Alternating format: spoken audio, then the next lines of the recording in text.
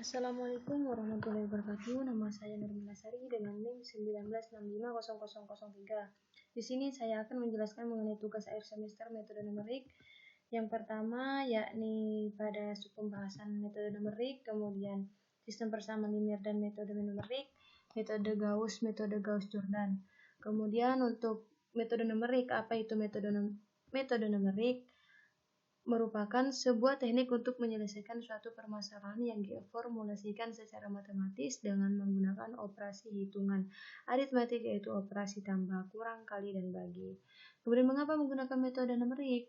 Digunakan karena banyaknya permasalahan matematis yang tidak dapat diselesaikan menggunakan metode analitik. Kemudian, kapan harus menggunakan metode numerik?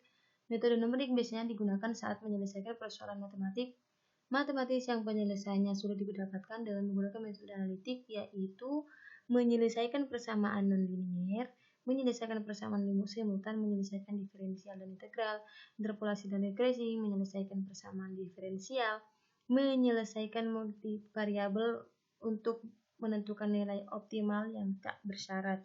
Di mana kita menggunakan metode numerik pada saat berbagai paket program komputer yang tersedia dan diperdagangkan sehingga mudah didapat, yang dalam pengoperasiannya mencakup metode numerik. Dengan demikian, pemecahan masalah tinggal menyesuaikan dengan karakteristik program paket tersebut dengan algoritma yang digunakan dalam pemecahan masalah. Dengan ini, metode numerik bisa digunakan di komputer.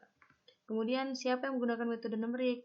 Metode numerik digunakan oleh mereka yang tidak menemukan solusi atau pemecahan masalah dengan menggunakan metode analitik. Hal ini disebabkan karena metode numerik selalu berbentuk angka, sedangkan solusi metode analitik dapat berbentuk fungsi matematik yang selanjutnya dapat dievaluasi untuk menghasilkan nilai dalam bentuk angka. Kemudian, bagaimana tahapan pemecahan masalah dalam menggunakan metode numerik?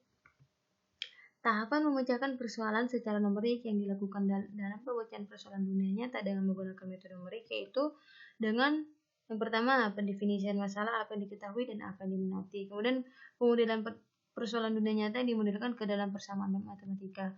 Kemudian penyederhanaan model, di mana yang dihasilkan dari tahap sebelumnya mungkin saja terlalu kompleks, yaitu memasukkan banyak peubah atau variabel atau parameter. Kemudian untuk yang keempat, formulasi numerik setelah model matematika yang sederhana diperoleh. Tahap selanjutnya yakni memformulasikannya secara numerik. Kemudian yang tahap selanjutnya itu pemrograman, di mana menerjemahkan algoritma ke dalam program komputer dengan menggunakan salah satu bahasa program yang dikuasai. Operasional pada tahapan ini menggunakan komputer dijalankan dengan data uji coba sebelum data yang sesungguhnya.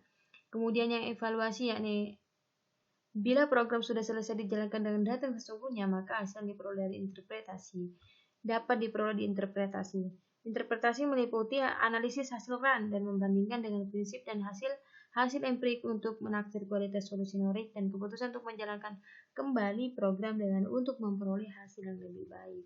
Kemudian, sistem persamaan linear dan metode numerik merupakan sub yang kedua, yakni dibagi menjadi dua metode, yaitu metode Gauss dan metode Jordan.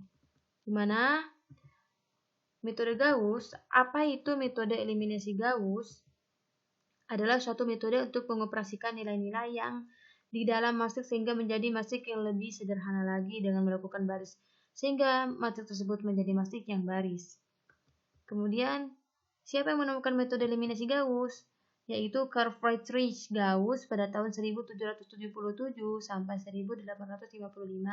Adalah seorang matematikawan berkebangsaan Jerman yang mempunyai julukan Prince of Mathematics. Dia juga menemukan eliminasi Gauss yang kemudian disempurnakan oleh Campbell Jordan menjadi eliminasi Gauss-Jordan. Mengapa menggunakan metode eliminasi Gauss? Karena metode eliminasi Gauss dikembangkan dari metode eliminasi, yaitu menghilangkan atau mengurangi jumlah variabel sehingga dapat diperoleh dari nilai suatu variabel yang bebas. Kemudian kapan menggunakan metode eliminasi? Untuk mencari inverse dari sebuah matrik, eliminasi Gauss-Jordan akan lebih terasa bermanfaat jika sistem persamaan linear tersebut terdiri dari banyak persamaan dan variabel, semisal sistem tersebut mempunyai 5 persamaan dan 5 variabel di dalamnya.